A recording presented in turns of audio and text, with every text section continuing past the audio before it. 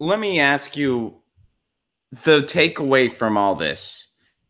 All the examples you guys have given of the Democratic establishment working against Dennis Kucinich, essentially getting what they wanted through a variety of methods, some which, well, are shady, are not necessarily completely unheard of in the political process. Right. Others that are, pretty much should be outlawed, shouldn't be allowed. They should have to be transparent in providing results. They should have to be transparent in answering questions. They should, they shouldn't do the things they do as far as closing the polls and all that. So is the lesson here it's time to abandon the Democratic Party? Because what if you guys were spending all of your energy on an independent ticket in the general? Or what if you were spending all of your energy with the Greens or with a viable third party? And somebody at Kucinich's level,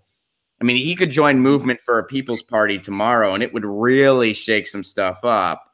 And I know you can't speak for him. You guys are speaking for yourselves, but you have experience working the ground game for Dennis Kucinich.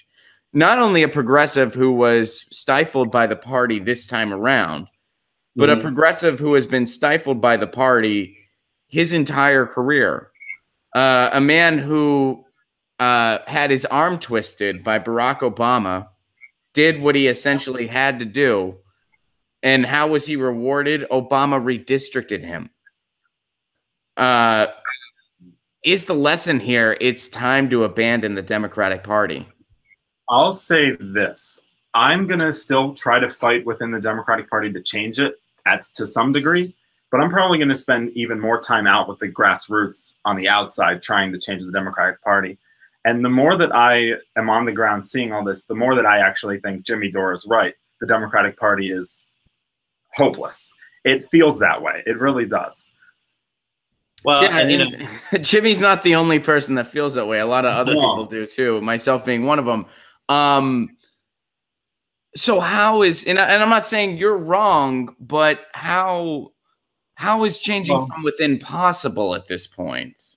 I don't think it is. I think it's so. All right, so now you guys are going to have to arm wrestle, and that's how we'll settle this. So, I'm pretty close with Dennis, so I can tell you pretty certainly, without a shadow of a doubt, he will not run, at least for governor, and certainly not for president.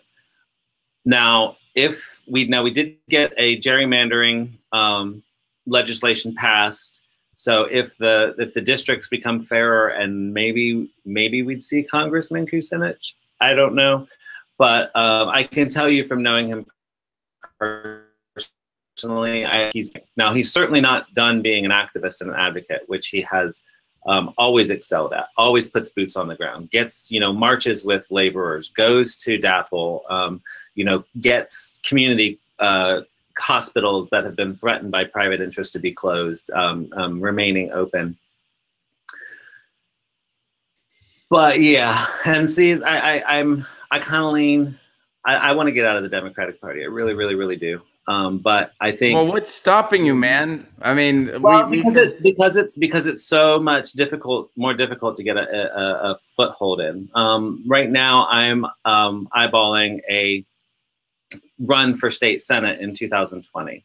It'll be a good run for me. It is in a conservative area, but I have time to work, and I'll be going up against an open seat because the current senator will be up against a term limit because we have term limits.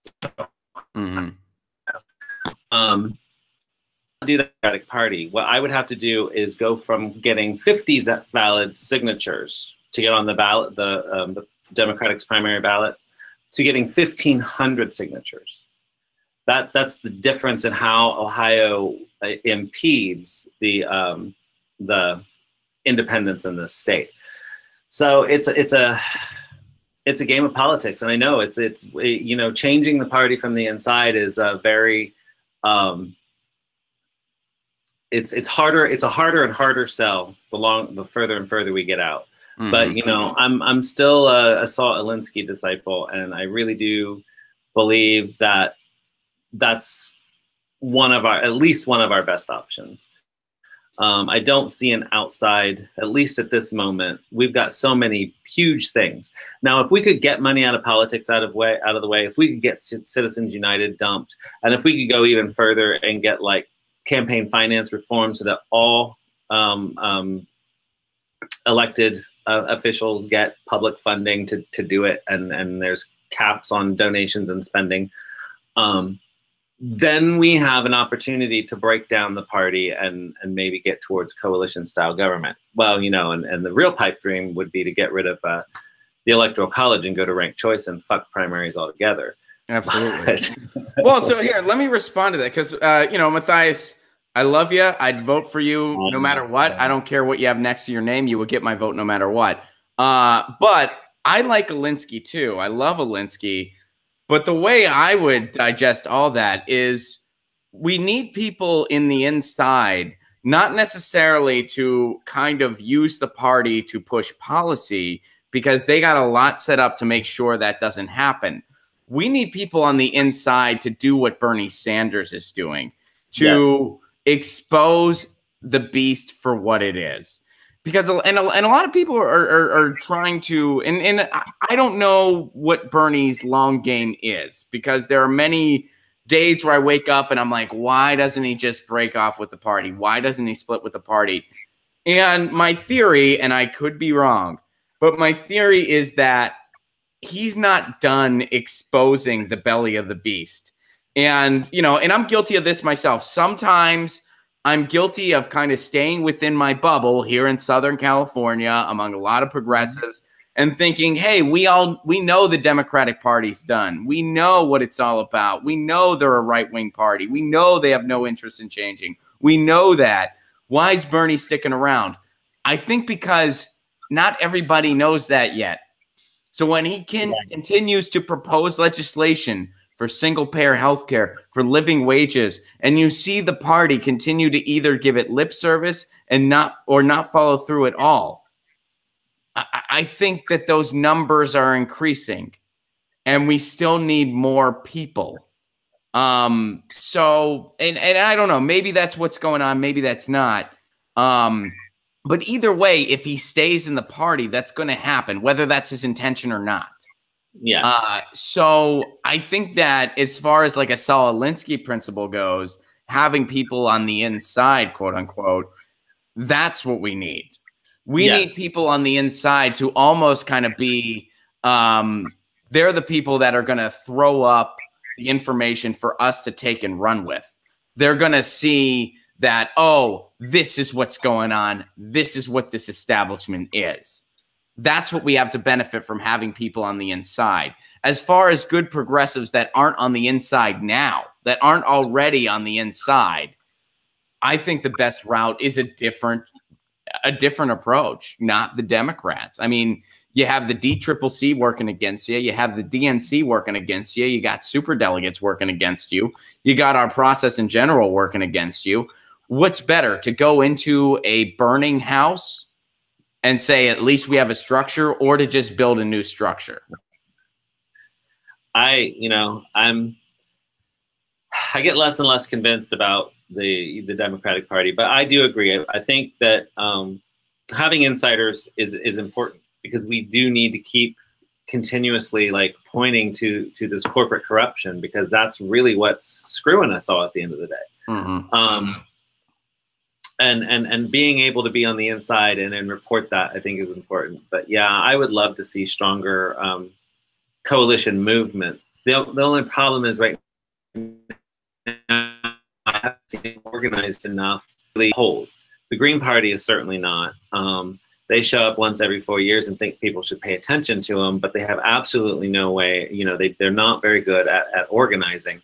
And so to the extent that we somehow create a third party, and whatever charismatic leader that we put in front of that, or no charismatic leader, although I'm lean towards that we need a leader, because that's what was wrong with Occupy, right? If we could reignite Occupy, but give it some form of structure that actually can put together a ground game and have an agenda and do something with it, then we might have an opportunity to make some real headwinds, because I see, you know, especially after Parkland, we're seeing the kids that are going to be voting in the next election cycle becoming organizers. And I think it's amazing.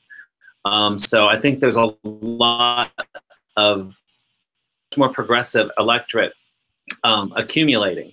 And now, of course, you know, the Y generation is bigger in population than the boomers. So we have opportunities, but whatever happens with going a third party option, which has always been my hesitation, is how do we get an infrastructure to work and make sure that we're not, progressives have the tendency to either coalesce around issues and never know how to work together, or never actually even see the connections between their issues.